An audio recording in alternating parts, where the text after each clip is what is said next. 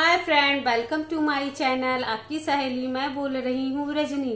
Friend, आपको तो पता ही होगा कि 22 मई को वट सावित्री व्रत की पूजा है। तो फ्रेंड, मैं ये वीडियो इसलिए लेके आई हूँ क्योंकि जो पहली बार वट सावित्री व्रत की पूजा करती है और जो दूसरी बार वट सावित्री की पूजा करती है, वो दोनों का विधि अलग अलग होती है। इसलिए फ्रेंड, मैं उस महिलाओं के लिए वीडियो बनाई हूँ जो कि दूसरी बार वट सावित्री व्रत की पूजा की विधि जानना चाहती है। तो फ्रेंड, मेरा वीडियो स्टार्ट करने से पहले प्लीज मुझे आप लोगों से कुछ कहना है कि मेरा वीडियो अगर कुछ भी मिस्टेक हो जाए मुझसे, तो प्लीज आप लोग मुझे कमेंट बॉक्स में बताइएगा, क्योंकि कमेंट बॉक्स में बताइएगा तभी मैं आप लोगों के लिए अच्छे से अच्छा वीडियो बना सकूंगी या अपना मिस्टेक को सुधार सकूंगी। तो चलिए फ्रेंड, मैं स्टार्ट करती हूँ कि वट सावित्री व्रत की पूजा विधि कैसे किया जाता है, क्या क्या लगता है इसमें। तो उससे पहले आप मेरा चैनल को सब्सक्राइब कीजिए, लाइक कीजिए और कमेंट कीजिए और शेयर भी कीजिए। तो चलिए फ्रेंड, सबसे पहले मैं स्टार्ट करती हूँ कि पूजा में क्या क्या सामग्री लगती।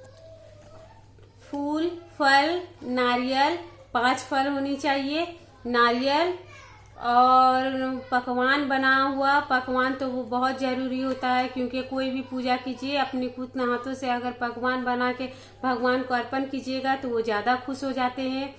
और मौली धागा मोटा वाला होना चाहिए, ताकि आप जब वट वृक्ष का परिक्रमा करें तो कम से कम वो 7 बार पूर जाए। 7, 11, 21, 51, बहुत सारी महिलाएं जिसकी जितना इच्छा होती है उतना ही करती है, लेकिन मैं तो सिर्फ 7 ही करती हूँ, क्योंकि ये अगर व्रत पूजा सुहागिन के लिए है, उस पति के लिए है, तो पति के लिए 7 वचन ही काफी है। इसलिए मैं 7 व्रत नहीं करती हूँ, क्योंकि और कहा जाता है 7 फेरे ही शुभ माना जाता है, इसलिए मैं 7 फेरे ही करती हूँ। इसलिए मोटा वाला मौली धागा लीजिएगा, ताकि आप पूजा के बाद उसे नारियल में भी लपेट के उसे अर्पण कर चढ़ा सके और वो नारियल को फोड़ के उसी मौली धागा को अपने पति के हाथ में बांध सके। तो लाल चंदन, नारियल को तिलक करने के लिए लाल चंदन चाहिए। हल्दी और मैदा 100 ग्राम लीजिएगा। मैदा और हल्दी को मिक्स करके एक पेस्ट बना लीजिएगा। वही पेस्ट आपको पंखे में लगाना है, वट के वृक्ष के जड़ में लगाना है।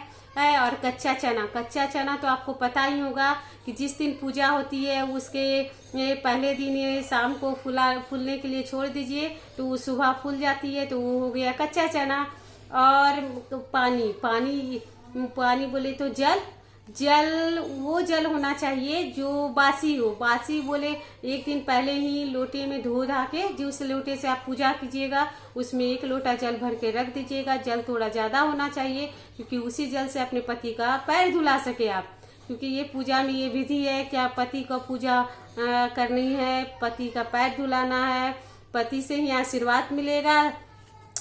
तो चलिए फ्रेंड, मैं आप लोगों को पूजा की विधि बताने से पहले एक और बात मैं जो मैं खुद करती हूँ और सभी को करने की सजेशन देती हूँ। जब भी आप सुहाग का कोई भी पूजा कीजिए तो उसमें आप 2 सुहाग का श्रृंगार का सामान चढ़ाइए, 2 जगह चढ़ाइए। एक आप ब्राह्मण को दान दे दीजिएगा, एक अपने खुद के लिए, क्योंकि फ्रेंड जब सुहागिन ने पूजा करती है तो कहा जाता है कि सुहाग का सामान दान करने से अपनी सुहाग की आयु बढ़ती है, इसलिए सुहाग का सामान दान करना चाहिए। ऐसे मैं तो करती हूँ, ब्राह्मण को दान करती हूँ, इसलिए आपको भी मैं सजेशन दूंगी कि आप भी कीजिए। उससे भी आपका भी सुहाग मेरी ही जैसा बरकरार रहे। भगवान से मनाइए कि सब सुहागिनों का सुहाग बरकरार रहे।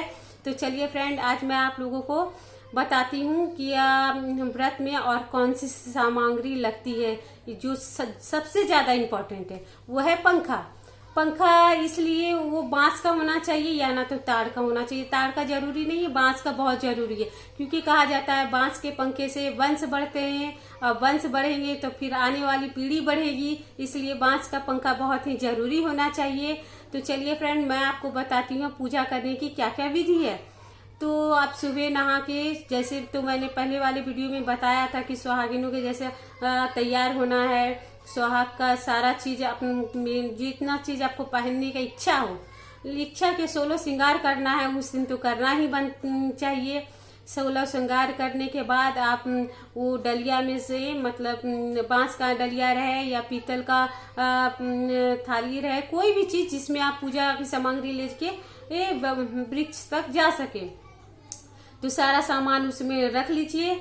और हल्दी और मैदे से बना हुआ पेस्ट रख लीजिए, पंखा रख लीजिए, मौली धागा, अरवा चावल, ये सारा सामान आप रख लीजिए। जल, दीप, जल, सारा चीज रख लीजिए जितना भी आपको पूजा में ये यूज होगा वहाँ। तो सारा चीज लेकर आप बट वृक्ष के सामने जाइए और 7 उससे पत्ते तोड़ लीजिएगा। वहाँ तो पत्ता बिकता भी है, 7 पत्ता होना चाहिए। और सुपारी ले लीजिएगा, पान ले लीजिएगा, पान और सुपारी, पान सुपारी 7 पत्ते को आप बिछा दीजिएगा। बिछा करने के बाद उसके जड़ के पास उसमें पान रख दीजिए, सुपारी रख दीजिए। उसके बाद सारा फल, जितना भी फल आप लेके गए हैं सारा उसमें चढ़ा दीजिए, पंखे को चढ़ा दीजिए। और उसके बाद उसमें जो उसके जड़ के पास आप वो पेस्ट को लगा के पंखे में थोड़ा लगा दीजिएगा। 5-5 सिंगारी कर दीजिएगा। सिंदूर का सिंदूरा ले जाना कभी नहीं भूलिएगा। मिस्टेक हो गया मुझसे बोलने में, सिंदूरा ले जाना बहुत ही जरूरी है। शादी का नहीं है तो कोई बात नहीं है, लेकिन ले जाना ही चाहिए। और उसके बाद जल चढ़ाइएगा, धूप दीप दिखाइएगा मौली धागा से, फिर 7 बार परिक्रमा कीजिएगा। याद रहे परिक्रमा करते समय आप 7 चने को अपने हाथ में रखिएगा। जितना चक्कर आपको लगाना है उतना चना आप हाथ में रखिएगा, क्योंकि जब आपका 1 चक्कर पूरा हो जाए तो 1 चना और जल थोड़ा सा चढ़ाना है। फिर दूसरे चक्कर में 1 चना जल, इस तरह करके आपका 7 चक्कर पूरा हो जाना चाहिए। उसके बाद आप पूजा वूजा कथा उथा सुन लिए। वो जो आप श्रृंगार का सामान लेके गई थे दोनों वो चढ़ाना है। 1 श्रृंगार का सामान उठा के ब्राह्मण को दे देना है, 1 श्रृंगार का सामान आप खुद के लिए रखिएगा।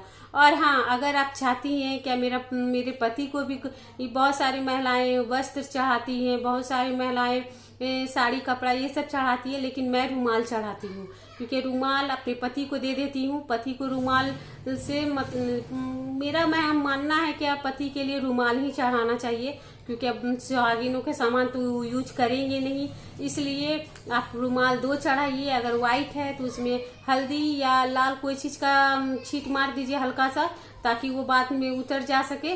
और 1 रुमाल आप ब्राह्मण को चढ़ा दे दीजिए, 1 रुमाल खुद रखिएगा अपने पति के लिए।